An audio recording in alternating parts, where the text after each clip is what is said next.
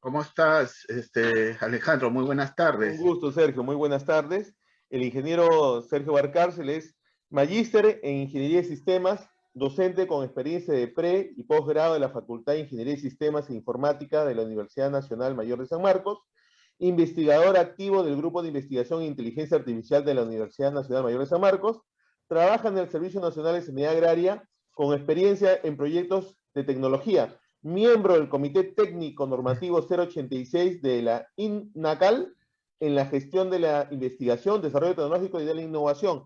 Asimismo, participa y lidera varios proyectos de innovación pública, el cual tengo gusto de poder contar con su presencia. Adelante, ingeniero Sergio, bienvenido. Estar en este evento, agradecer a los organizadores, ¿no?, por esta oportunidad. Bueno, en esta ocasión voy a presentar una exposición rápida, ¿de acuerdo? Con respecto a los proyectos ágiles. Voy a compartir mi pantalla, por favor, un minuto. Es un parlante.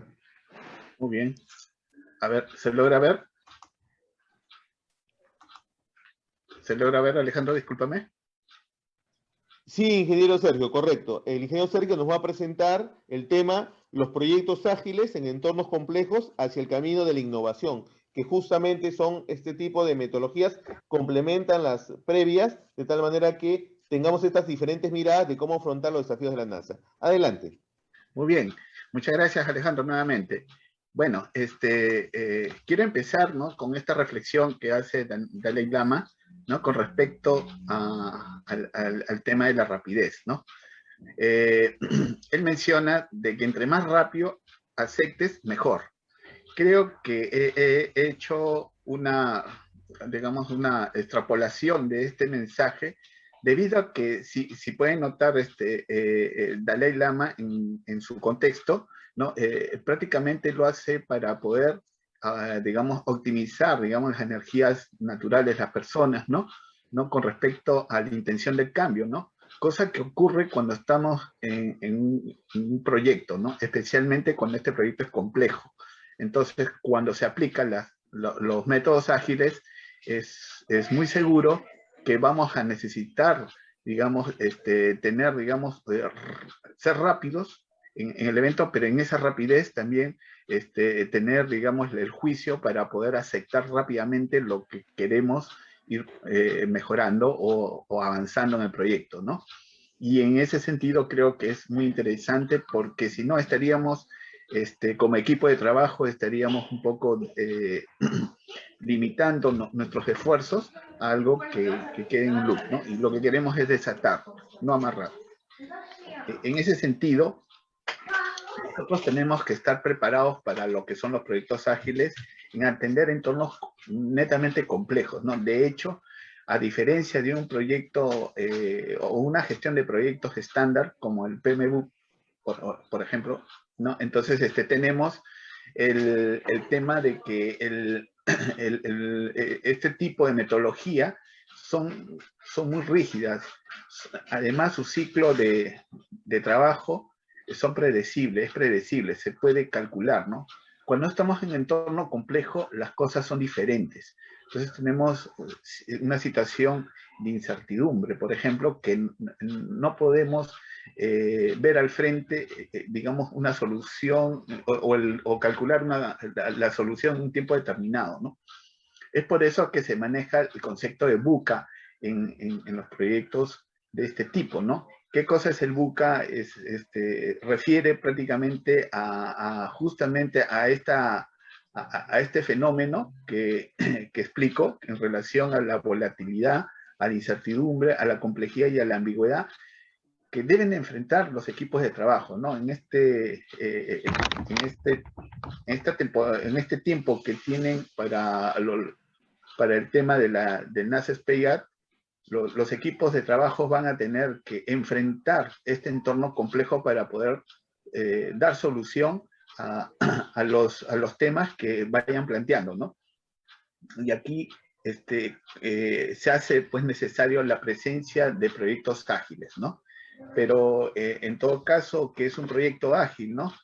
un proyecto ágil, en realidad son muchos autores, por ejemplo, hablan de metodologías, ¿no?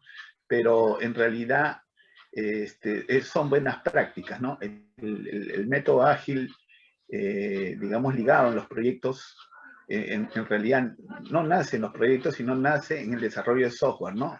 Es en el 2001, más o menos, ¿no? En donde justamente a partir del Scrum aparece pues esta metodología, ¿no? Como una opción para poder justamente resolver problemas en los proyectos de software, ¿no? Ya que utilizando los métodos tradicionales, la solución se hace más costosa y demora mucho, ¿no? Entonces, un proyecto ágil es capaz de enfrentar, ¿no? El entorno, ¿no? Considerando esa variabilidad, controlando esa variabilidad, diría yo, ¿no? Y además, haciendo lo imprevisible más, digamos, de alguna manera más cercano a la persona para poder entenderlo, ¿no? Desde ahí es donde los métodos ágiles, ¿no? En realidad se convierten en buenas prácticas ágiles. El pensamiento ágil consta de valores, principios y las buenas prácticas, en realidad, que es la estructura que concibe, digamos, un método ágil, ¿no? Por lo tanto, tenemos pues en los valores, digamos, en donde se centra en la manera en cómo debo de seguir, ¿no? Tener una dirección para poder llevar este proyecto, ¿no? Pero también tengo los principios que me explican cómo es que debo de seguir esas guías para poder cumplir los objetivos y llevar finalmente las buenas prácticas, que son los procedimientos que nos ayudan a poder encaminar, digamos, todo ese tema, ¿no? Entonces son las buenas prácticas las que van a permitir, digamos, que a una velocidad importante podamos tomar decisiones en la práctica, en la acción, ¿no? De tal manera que podamos innovar, ¿no? Bueno, en el caso del reto que tienen al frente los equipos de trabajo, van a tener que ser muy rápidos para poder dar solución a todo lo que hayan pensado, ¿no? Y es por eso que creo que una acción importante es considerar los métodos ágiles, ¿no? En cuanto a lo que son los proyectos, esta metodología ágil o se inicia básicamente, o está ligada mejor básicamente a lo que es la gestión de rendimiento, ¿no? Que es una teoría, ¿no? Básicamente lo que busca es alejar, digamos, ese entusiasmo para actuar con lo tradicional, que es el mando y el control, ¿no? Ya que si podemos notar dentro de una organización, ¿no? El control del mando y el control de la misma organización es algo rígido, ¿no? No me permite moverme con cierta rapidez porque existen muchas barreras, ¿no? Y además también no está centrado solamente en la productividad, ¿no? Lo que busca es que esa productividad además me genere un valor, ¿no? Y a eso refiere la gestión de rendimiento. Pero para eso requerimos de un modelo de liderazgo que esté permanentemente presente en esa ejecución, ¿no? Cualquier proyecto o gestión de proyecto ágil, ¿no? Está sujeta a responder a los retos del entorno, ¿no? O sea, vamos a tener, pues, en este entorno complejo que habíamos hablado, ¿no? Diferentes tipos de proyectos, ¿no? Proyectos que van de lo más simples, los complicados, de repente, los complejos y los que son altamente complejos, definitivamente, ¿no? Entonces, pero dentro de todo esto, nosotros no vamos a escoger, digamos, los métodos tradicionales porque los procesos que demandan, por ejemplo, en el caso del PMBOK o el PMI, lo que hace es básicamente seguir una secuencia de procesos que paso a paso, ¿no? Y bajo ciertas disciplinas van a digamos, a dar lugar, digamos, a obtener un producto, ¿no? Sin embargo, esto podría, digamos, tener algunos inconvenientes y alargarse el proyecto, ¿no? Entonces, en el caso del método ágil, las cosas son diferentes porque lo que busca es justamente encontrar, digamos, los caminos óptimos bajo el concepto del equipo de trabajo y la, y la agilidad, digamos, en cuanto al manejo de la situación para poder llegar al resultado, ¿no? Entonces, y eso responde mejor cuando estamos en entornos complejos, ¿no?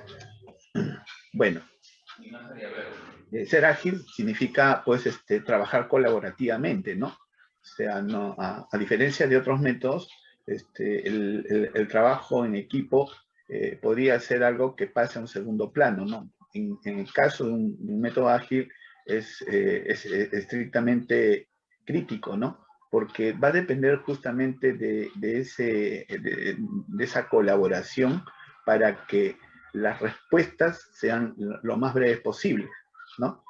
Ahora, con el uso de la tecnología, las distancias ya no interesan, en realidad, ¿no?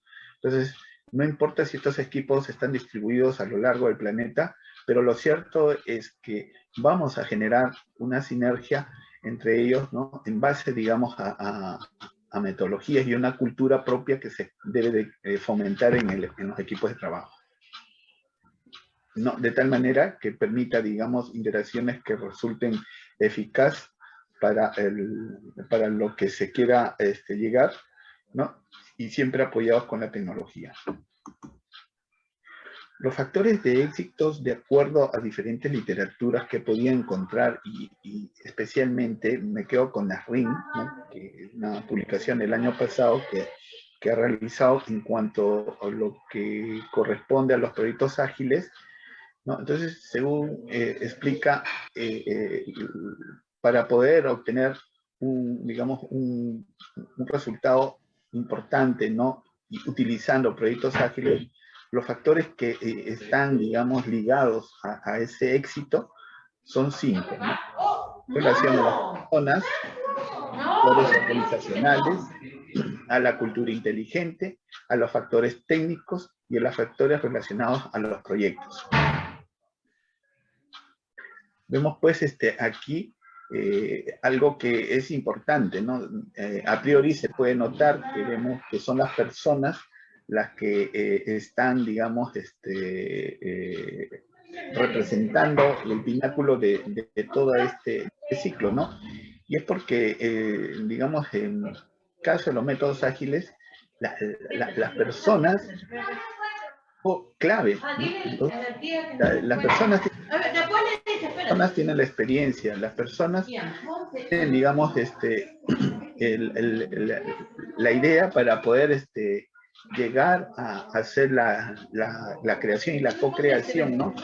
Con respecto al modelo stakeholder que quisiera darle, pues, algún beneficio, ¿no? Y es por eso que Nasrin menciona que los factores a la hora que se practica un método ágil, ¿no? No importando inclusive que sean para la gestión de proyectos, ¿no? Para cualquier otra cosa distinta, como por ejemplo he visto que se aplica también para el sector de construcción, para el desarrollo de software que ya es o nativamente diría yo que se hace, ¿no? Pero también para otras cosas como los proyectos de innovación, como los que se pretende hacer en los siguientes días, ¿de acuerdo? Vamos viendo, por ejemplo, cuando hablamos de las personas, ¿no? Entonces, los equipos tienen que estar deben contar altamente habilidades técnicas. ¿Qué significa habilidades técnicas? Tener, digamos, esa capacidad para poder entender rápidamente, digamos, todo el know-how que implica, digamos,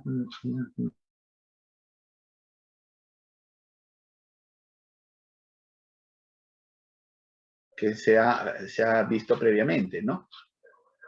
Para ello, los equipos tienen que estar, digamos, tienen que tener un conocimiento previo que ayude, digamos, a tomar acción, a tomar decisión y con ello tomar acción, digamos, en un tiempo muy, muy veloz, ¿no? Pero también a eso se debe agregar las competencias, ¿no? Es decir, ese grado de conocimiento que se vuelve experiencia, y esa experiencia es importantísima, ¿no? Entonces, mientras los equipos de trabajo han interactuado, digamos, mejor con otros proyectos o con otras realidades, ¿no? Entonces, la experiencia va a comenzar a tomar, digamos, un protagonismo dentro del trabajo, ¿no? Al momento de realizar un proyecto con métodos ágiles, ¿no? Y ahí es por eso que es clave, ¿no? Entonces, sin embargo, a medida que ustedes pueden notar también, a medida que pasa el tiempo, esta experiencia también hoy en día está plasmada no solamente en los humanos, también de alguna manera está en la inteligencia artificial, ¿no? Y tal vez ahora en este momento no mucho, pero quizás en poco tiempo es la inteligencia artificial que va a sumar a estos equipos de trabajo y le va a dar una nueva forma digamos, de participación, porque son los bugs que también van a interactuar con los equipos de trabajo para poder atender un ensayo, una problemática que esté al frente, ¿no? Y eso ya no es ciencia ficción, ¿no? Ya es real, digamos. También las personas deben de encontrarse motivadas, ¿no? Porque si es cierto, uno puede tener todo este conocimiento, ¿no? Pero si no tiene la actitud correcta, entonces, y eso plasmado en una motivación, en algo que ellos se sientan inspirados para poder resolver, entonces de nada sirve, ¿no? Tenemos que despertar esa curiosidad del equipo de trabajo, ¿no? Mediante diferentes actividades propias que se hace a partir del liderazgo, ¿no?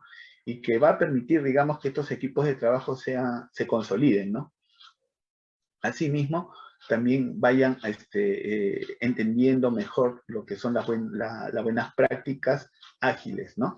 Entonces, sucede que a veces se incorporan al equipo de trabajo personas que pueden tener un buen conocimiento sobre algo, pero quizás no entienden el concepto de lo que es un método ágil y ahí podríamos tener un problema, ¿no? Otro punto que también mencionan los autores refiere, digamos, a que, que para que estas personas, digamos, dirijan un proyecto ágil exitoso, va a requerir también que conozcan todo lo que es la estrategia de gestión, ¿no? Pareciera que no fuera importante, en realidad la gestión sí es importante porque, por ejemplo, tendríamos que tener una logística que también responda a digamos, al ciclo de los métodos ágiles, de tal manera que pueda ser rápidamente atendido, ¿no? Por ejemplo, un requerimiento de hardware o de software, por ejemplo, ¿no? Pero necesitamos pues tener esa gestión definida, ¿no? Y a veces los equipos de trabajo no miran ese detalle, ¿no? Entonces, y se improvisan cosas y en esa improvisación se pierde probablemente el hilo del avance y eso es lo que las buenas prácticas, ¿no? En el pensamiento ágil es lo que trata de decirnos para evitar, digamos, cualquier contratiempo, ¿no? Entonces es importantísimo ir por ese lado. Otro tema es que en los equipos de trabajo, ¿no? Que requiere, digamos, de un líder, ¿no? Y el líder es el llamado digamos, a juntar, a empatizar con el grupo de trabajo, ¿no? De repente a compenetrarse para conocer mejor al equipo de trabajo, ¿no? Entender sus necesidades, sus requerimientos, ¿de acuerdo? Y tienen que tener, pues, para ello, digamos, habilidades blandas para poder ser flexible y poder captar el compromiso, no solamente a nivel del equipo, sino también de parte de los clientes, ¿no? Porque finalmente es a ese cliente a donde yo voy a responder con el proyecto, ¿no? Entonces es muy importante, es la participación del cliente, ¿no? El método ágil toma muy en cuenta esa participación y siempre está de la mano con el beneficiario, ¿no? Que finalmente se vaya a crear con algún proyecto ágil, ¿no? Entonces, para Nasrin, el liderazgo y el compromiso son claves para obtener el éxito, ¿no? ¿De acuerdo? Eso es lo que nos menciona este tema. Muy bien. Por el lado de los factores organizacionales, podemos notar, ¿no?, que justamente ese compromiso que vamos creando a partir de las personas y nos relacionamos con el cliente, va también a calar, digamos, a nivel de la organización, ¿no? Entonces, nosotros como equipo de trabajo no estamos aislados, estamos en un contexto organizacional, ¿no? Por tanto, ese contexto es de vital importancia para poder, digamos, sumar y escucharlos también, ¿no?, en cuanto a sus expectativas y necesidades, para poder tener, digamos, el mejor input para nuestros proyectos, ¿de acuerdo? De ello también depende la cultura organizativa, ¿no? Porque sucede que en el caso, en nuestra realidad peruana, la cultura organizacional tiende a ser muy, muy baja, ¿no? Entonces, hay poca, sobre todo en el Estado, ¿no? Hay poca predisposición, ¿no?, para poder, digamos, mantener una cultura que esté enganchada con la misión de la organización, ¿no? Y que las personas o miembros o colaboradores de esa organización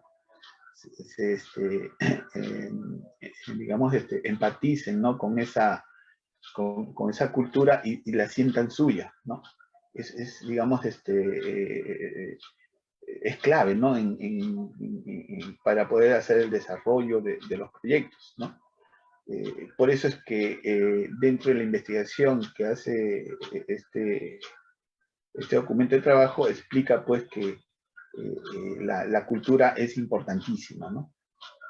Entonces eso significa que no solamente son los equipos de los métodos ágiles que están llamados a poder llevar una cultura, ¿no?, organizativa, sino también son los colaboradores o los miembros de la organización que están también inmersos en esta parte, ¿no?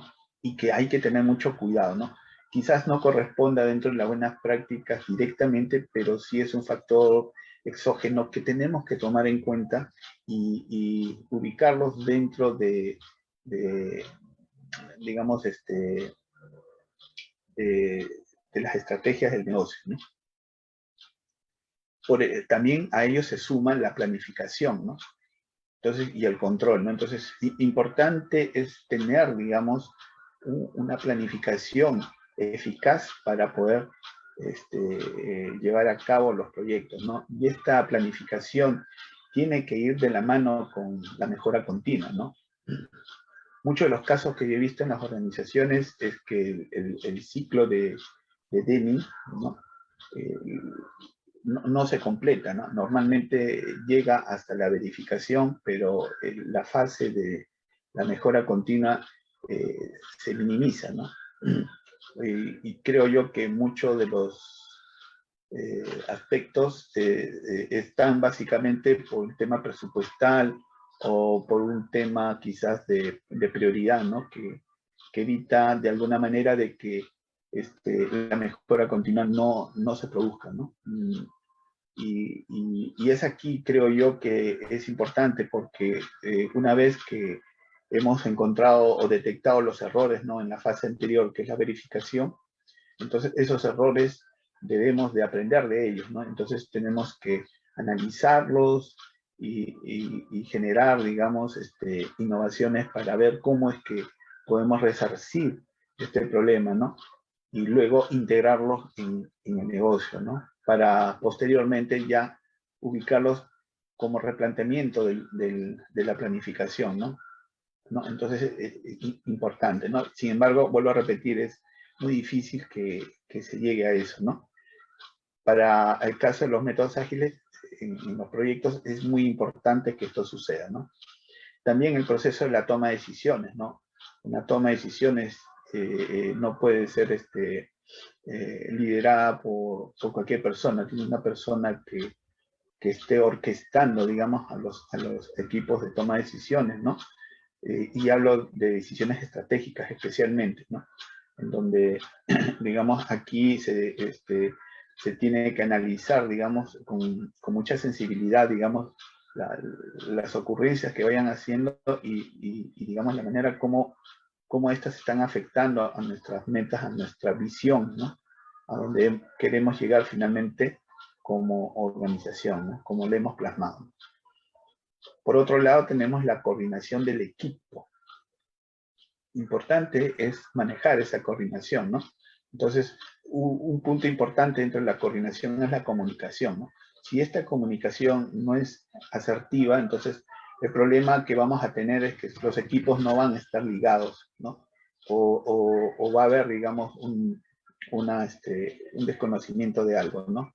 A veces ocurre que la comunicación se pierde cuando los conceptos de la organización no están bien definidos.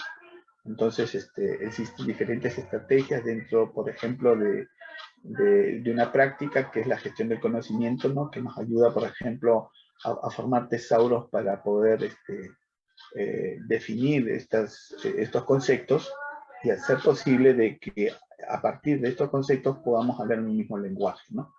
Esto va a ayudar bastante en la coordinación del equipo, ¿no? Y cuando los equipos están cohesionados perfectamente, porque en realidad dentro de una organización no hay un solo equipo, sino hay múltiples equipos, ¿no? Y los equipos encima son multidisciplinarios, ¿no? Entonces, tenemos pues que ser muy versátiles, mapearlos para que esta coordinación estén debidamente engranadas, ¿no? Además, también debe existir un apoyo directo, ¿no? de la alta dirección, ¿no? O de la gerencia.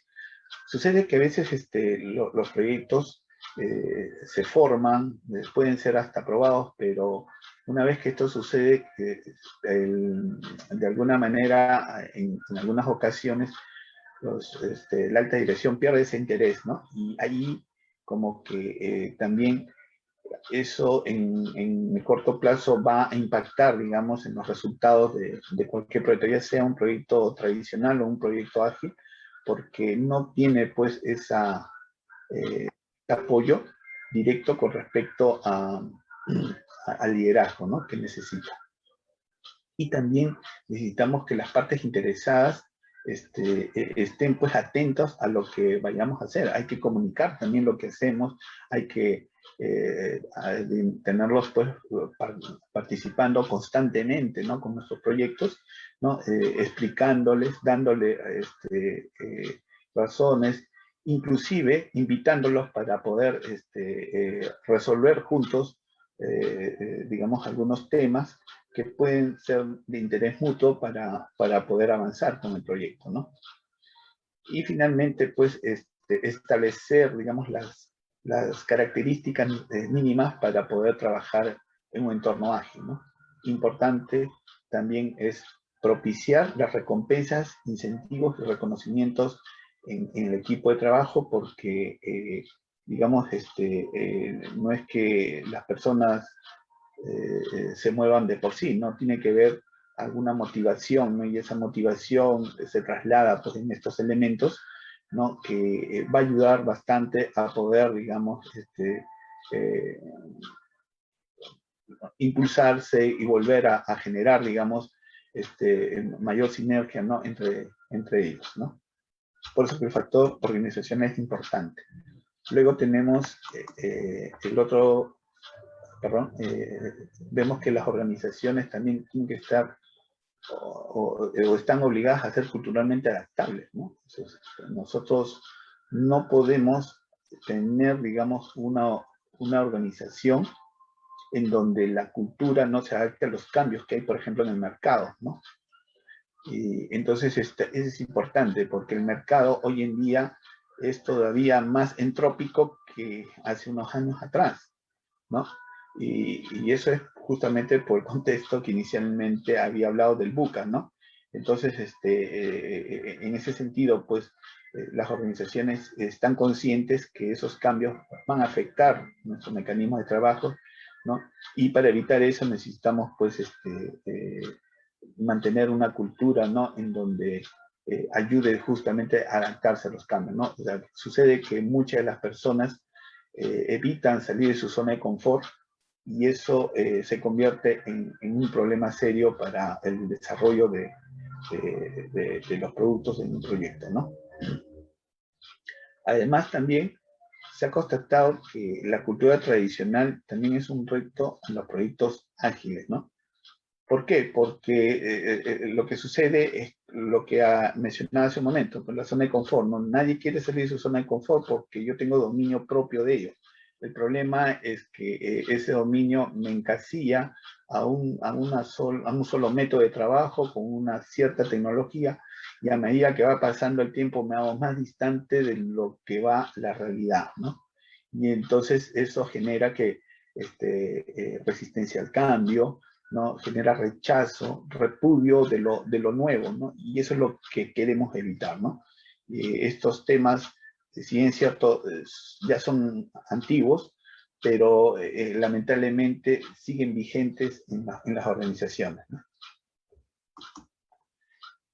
Bueno, otro problema importante que habla Nasrin es los factores técnicos. Y dentro de estos factores técnicos están pues las estructuras de diseño sencillas, ¿no? En cuanto a las instalaciones de red. ¿Por qué? Porque nosotros, para poder responder adecuadamente y ágilmente, necesitamos que las redes fluyan.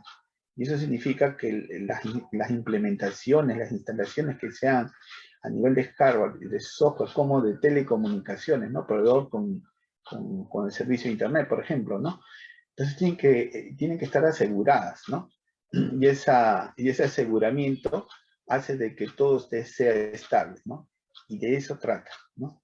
Además de eso, tenemos que también responder con la documentación, ¿no?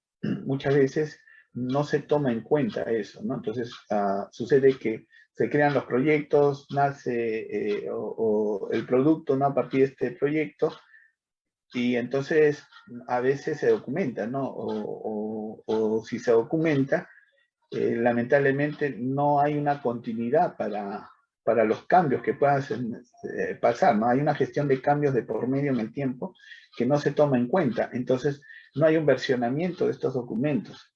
Y ahí tenemos un problema serio porque imaginemos que llega un personal nuevo a la organización y va a estar o va a formar parte de mi equipo, y ese señor le van a dar pues ese documento, y si el documento está en una versión anterior, entonces él va a actuar según como lo lea, ¿no?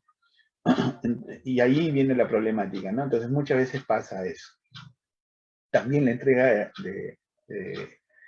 rápida de software, ¿no? Es importante, ¿no? Entonces ese proceso de entrega no puede demorar mucho, entonces a veces enlogamos las entregas por situaciones burócratas o por alguna, digamos, malos comprendidos entre el área de la técnica y la de usuario, y creo yo que deberíamos de prevenirlas para evitar, digamos, esta situación, ¿no?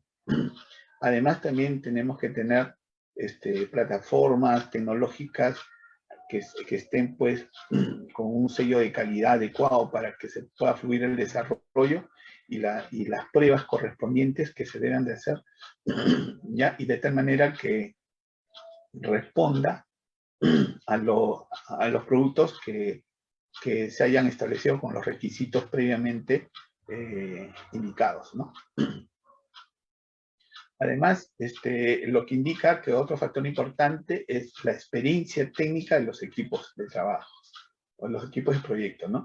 También, al igual que las personas, ¿no?, necesitamos tener esta experiencia, ¿no? Y esa experiencia técnica, en lo posible, ¿no?, como parte del equipo, poder estar cohesionados para entendernos cómo somos, de dónde están nuestras habilidades y dónde están nuestros errores, ¿no? Entonces, para poder no criticar, ¿no? No hacer una crítica destructiva, sino hacer una crítica constructiva para ayudar al miembro del equipo y pueda salir de ese problema, ¿no? Entonces, lo que buscamos es que estemos homologados, ¿no?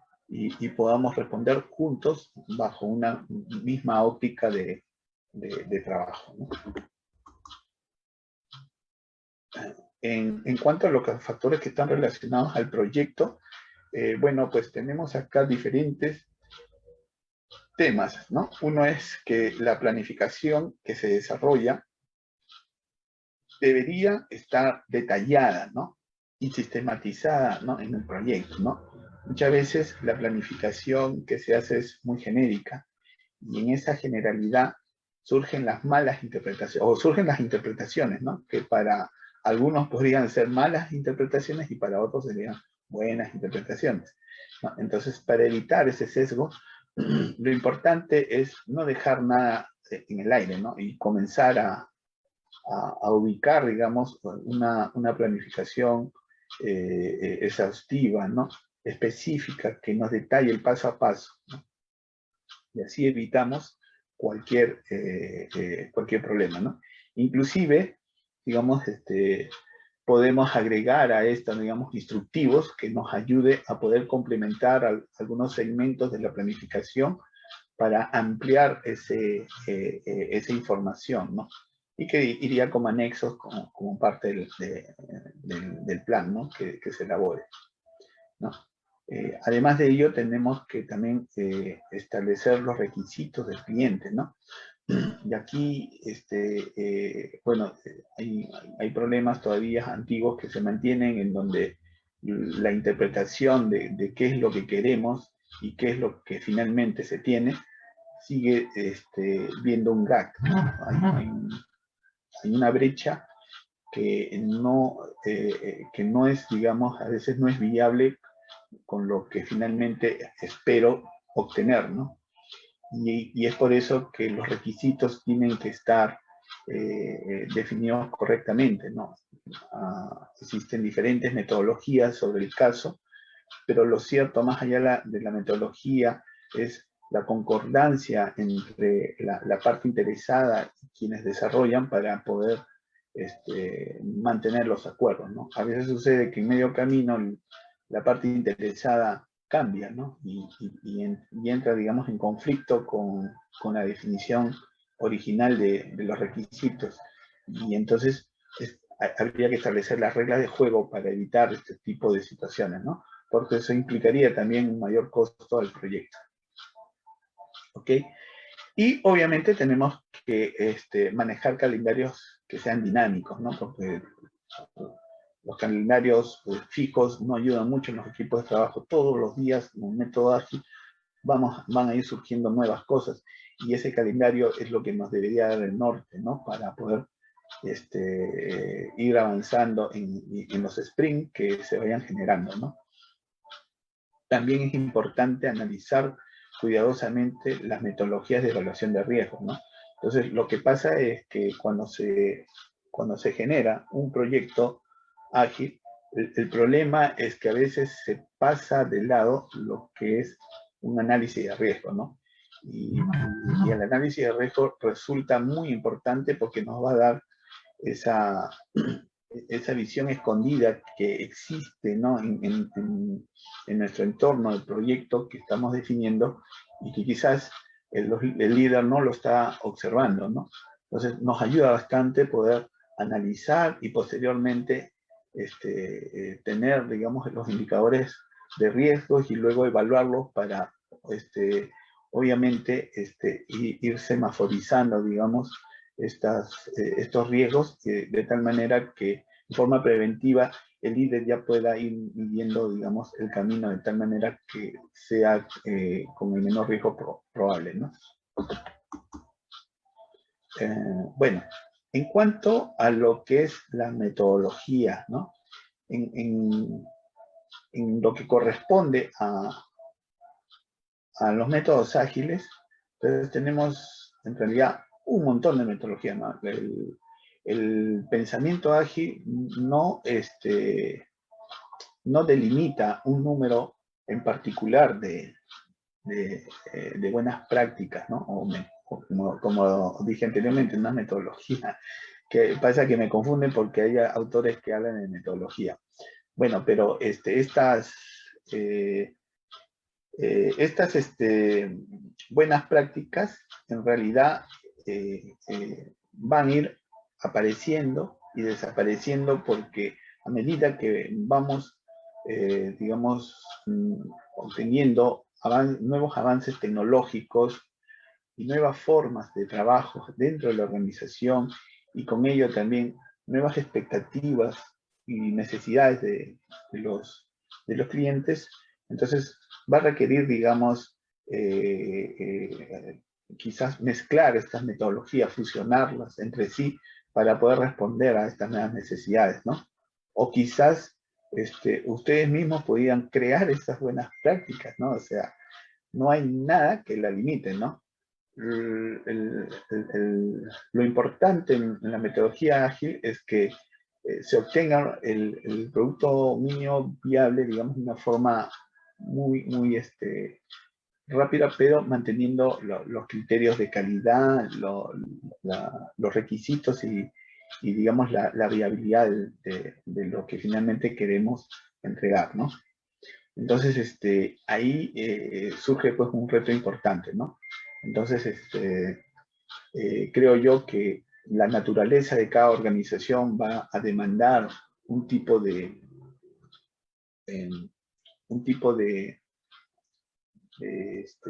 buena práctica que por ahí nosotros vayamos a utilizar, ¿no? Por ejemplo, cuando se inició todo, pues, antes de que aparezca el Scrum, fue la programación extrema, ¿no?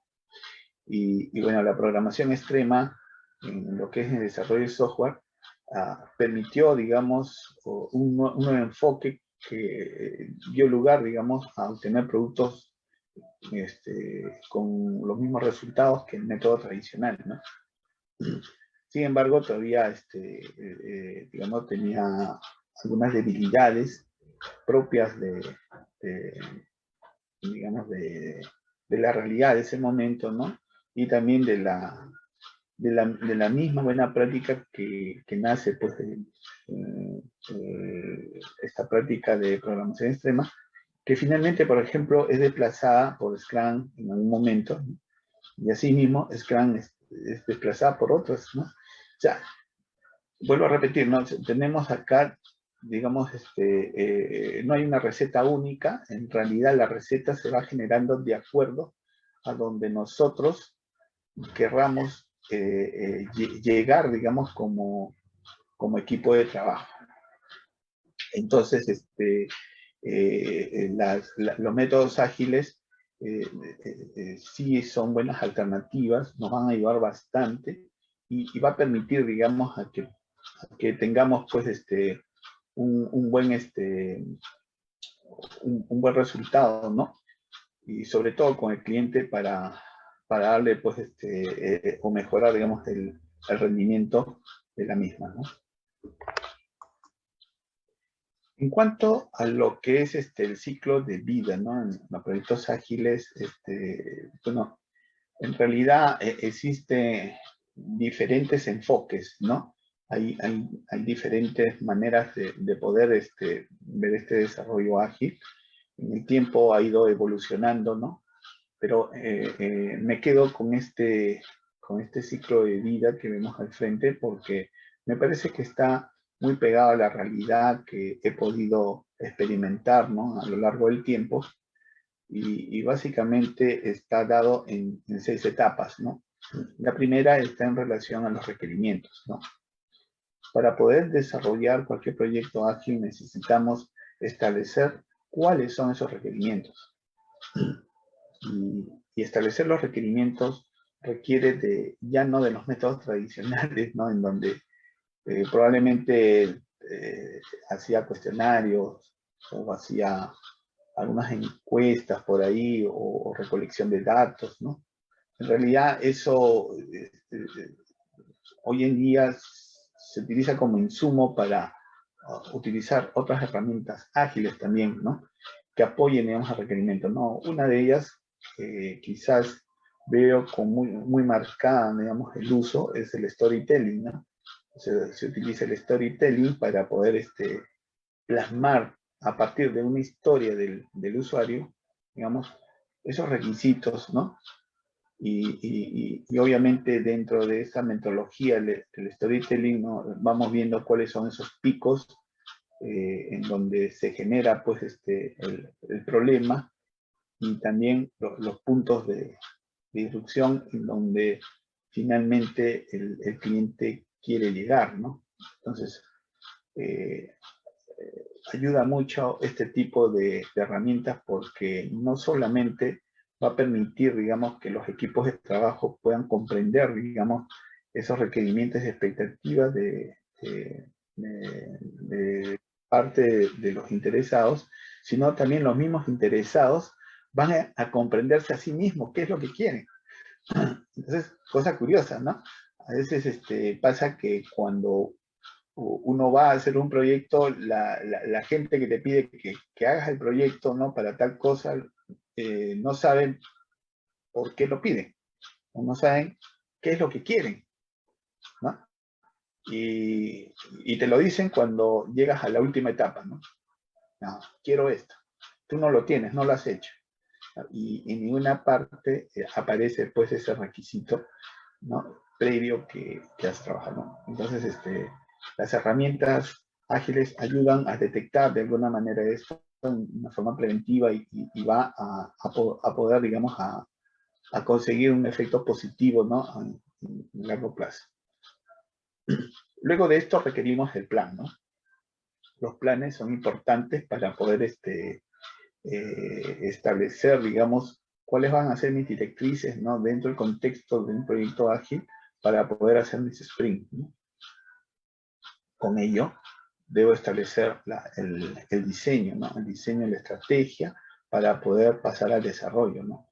Un buen diseño de estrategia está basado en técnicas ágiles también para poder justamente entender cómo el equipo va a interactuar, digamos, con con el plan, ¿no? Con respecto al plan, para poder resolver problemas en forma rápida, ¿no? Veloces, ¿no? Y entonces eso implica, digamos, manejar otro tipo de técnicas que hay a lo largo de todas estas etapas. Lo que me olvidé de mencionar es que existen diferentes técnicas también ágiles que sirven de herramientas para poder hacer el desarrollo, que no me voy a centrar en esta exposición, ¿no? Pero que finalmente ayudan, ¿no? Tanto en la etapa de diseño como también en la parte de desarrollo. Una vez que se desarrolla, se hacen las pruebas, se van mejorando, entonces tenemos, tenemos una liberación de producto que se agarra a la larga, ¿no? Y con ello también el monitoreo que se va a entregar, pero apenas se entregue el producto del proyecto de tal forma que se pueda hacer el seguimiento respectivo y realizar los ajustes, ¿no? En la brevedad posible, ¿no? Bueno, en cuanto a lo que son indicadores, también lo que he encontrado, indicadores de diferentes partes, ¿no? En cuanto al comportamiento, los procesos de las entregas, ¿no? Tenemos como indicador el comportamiento, es la forma de colaboración, el grado de innovación, los riesgos dentro de un proyecto ágil, ¿no? Pero también en el proceso del proyecto ágil está el alcance, la manera como definimos ese alcance, la calidad y los tiempos de entrega, ¿no? Los hitos de entrega, ¿no? También vemos al cliente, ¿no? Vemos cómo hay que medir también el comportamiento del cliente, el grado de mejora, ¿no? Que tiene el cliente, ¿no? y la comunicación que hay con él, ¿no? Entonces, se tienen que establecer indicadores en ese sentido, ¿no? Y como parte del negocio también existen otros indicadores, bases, diría yo, como son las finanzas, la experiencia, ¿no? Y la escala y otros que nos permite prácticamente entender todo el entorno. Toda esta gestión de indicadores ayuda rápidamente que el líder tome decisiones rápidas, ¿no? Bueno, con esto doy por finalizado mi charla y agradezco la atención. Gracias, Alejandro. Muchas gracias, ingeniero Barcárcel. Sí, en efecto, muy interesante digamos, el modelo que nos presenta y bastante amplio, ¿no? Al respecto de eso, yo quería hacerle algunas consultas. Básicamente, digamos, de lo que yo he rescatado de la presentación que ha hecho, es de que básicamente en un entorno cambiante, ¿no? Como es el caso del desafío, ¿no? Porque me imagino que el primer reto que van a tener los participantes, primero identificar a cuál desafío aplicar, ¿no? Y ese es obviamente, como estamos reiterando, está en función a las capacidades y a los recursos, ¿no? Recursos de tiempo, de conocimiento, ¿no? Capacidades, digamos, del conocimiento, de los saberes previos que vengan con cada uno de los participantes del equipo, ¿no? Y a partir de ahí, ver en qué medida yo complemento ese equipo con capacidades o con recursos que no tenga y lo complemente. Y si lo vemos desde el punto de vista de los participantes del equipo, propiamente dicho, entender que a veces me ha pasado a mí muchas veces de encontrar grupos o equipos, ¿no? Dependiendo de la diferencia, ¿no? Yo siempre he visto que los grupos están involucrados y los equipos están comprometidos, ¿no? ¿Y por qué le comento esto? Porque muchas veces en los equipos, cuando los participantes están solamente involucrados, apenas hay algún problema, apenas se dificulta o lo sacan de su zona de confort, no van más allá. Y esa función que tienen asignada no se desarrolla correctamente y eso afecta el desempeño del proyecto, ¿no? En ese caso entenderíamos que el líder o los que asuman la posición de co-liderazgo, no solamente uno de preferencia, de los 6 integrantes, ¿no? Alguno de ellos pueda decir, bueno, cada uno se va a hacer una asignación de tareas, por así decirlo, y a partir de eso haya un compromiso de cada uno de los integrantes realmente a asumir el rol que voluntariamente haya dispuesto, que es el que mejor se le acomoda a su perfil, y a partir de eso establecer un nivel fluido de comunicación, pienso yo, ¿no? Que permita justamente esta rica interacción que nos permita consolidar primeramente nuestro equipo, para que una vez hecho, tengamos mejores capacidades para afrontar el desafío. ¿Coincide usted conmigo con ese resumen? Sí, estimo que sí, porque necesitamos pues, que las cosas, digamos, que se vayan dando en el tiempo. Entonces, los equipos de trabajo tienen que estar preparados ante ese entorno cambiante, ¿no? A veces no se entiende ese entorno. Sucede que pasa desapercibido porque no se ha tomado conciencia de la complejidad que existe, digamos, cuando vamos abordando un proyecto en particular. Por ejemplo, los participantes van a tomar interacción de algo que finalmente quizás muchos desconozcan que hay detrás de ello, ¿no?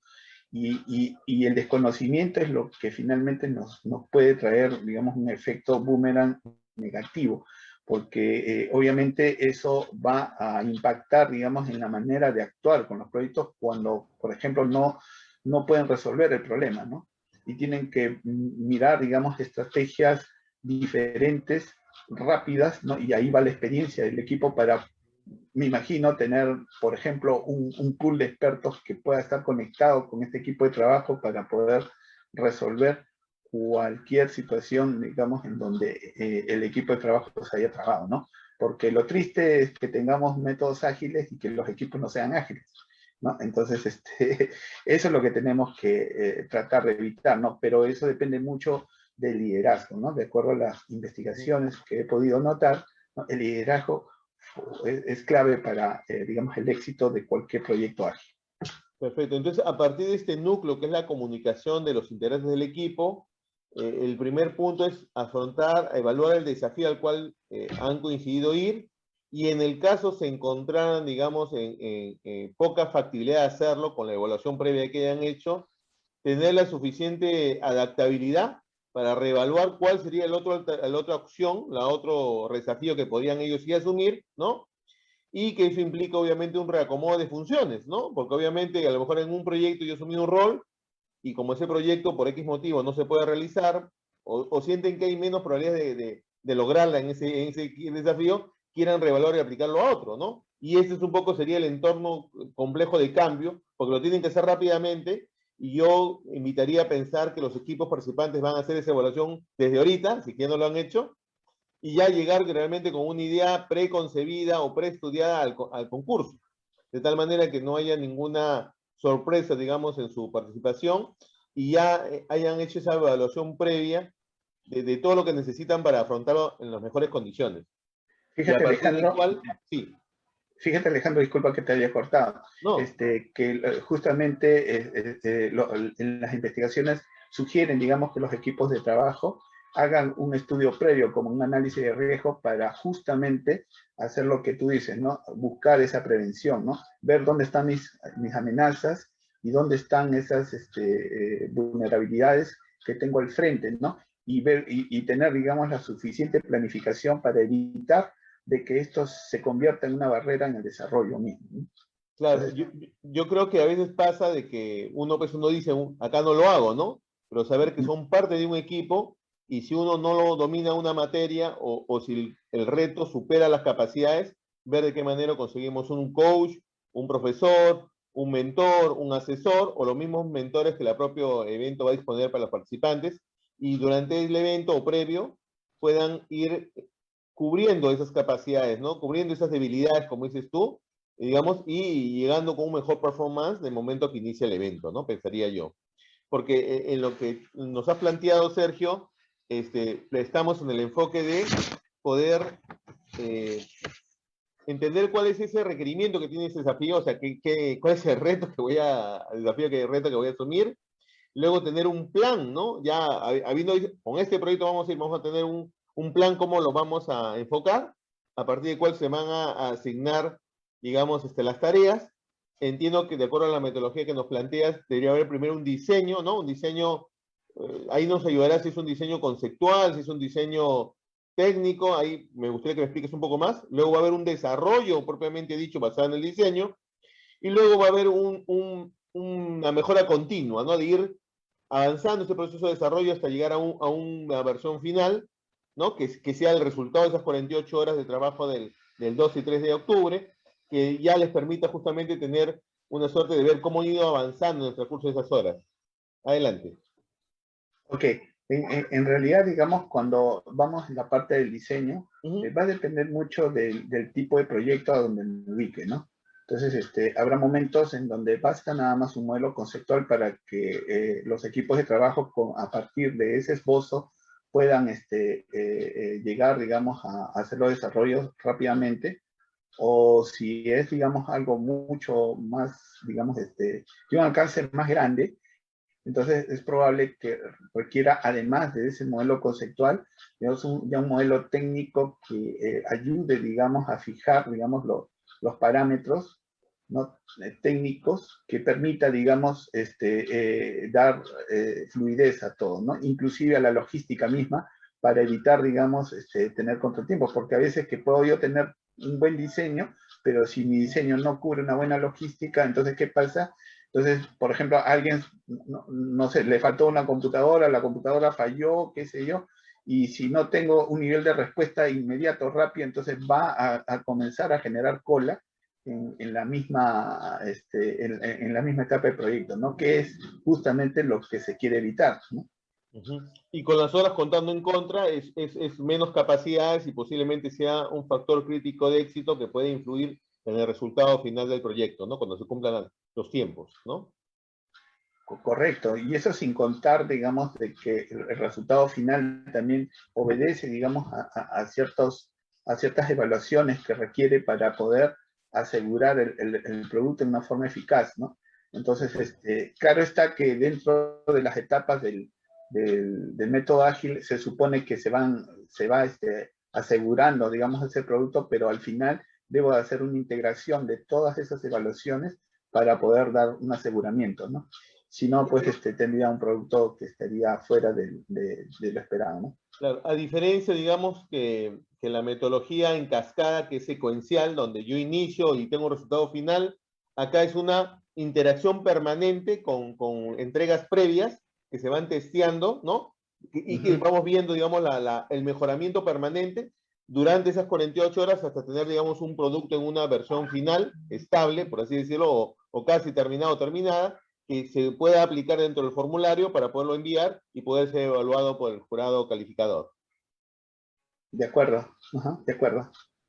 Perfecto, Bien. Sergio. Entonces ya me queda mucho más claro con estas herramientas. Realmente ha sido bastante interesante el conocer y el entender que hay varias metodologías que dependerá mucho del proyecto y su grado de complejidad, porque tenemos desde obras artísticas hasta aplicaciones móviles, juegos. Hemos visto también que hay inclusive hasta presentaciones, digamos, de texto que se pueden presentar como parte de los desafíos. Y hay diferentes miradas que requerirán diferentes tipos de herramientas o de marcos metodológicos. Acá durante el evento hemos tratado de presentar varias miradas de cómo los participantes pueden tomar lo mejor de cada una de las presentaciones para luego hacerse de un stock de recursos o de marcos metodológicos mentales que les ayude a afrontar estos desafíos en las mejores condiciones. Solamente me queda agradecer tu participación, estimado Sergio, y nada, presto seguramente a continuar reuniéndonos en siguientes eventos de innovación y tecnología donde tenemos cierta suerte de coincidir. Muy bien, muchísimas gracias a ti, Alejandro, y a todo el equipo organizador, ¿no? Por esta oportunidad. Y bueno, aprovechar a desearle buena suerte a cada uno de los participantes y éxitos en sus defensas de trabajo. Muchas gracias. Muchas gracias a ti, Sergio. Bueno, continuando con el programa, tenemos un breve receso. Vamos a darle un receso de 7 minutos, ¿no? Para oxigenarnos, estirar las piernas, ¿no? Y regresamos exactamente en 7 minutos. Muchas gracias y continuamos 6:30 con la presentación del arquitecto Harry Orsos. Regresamos.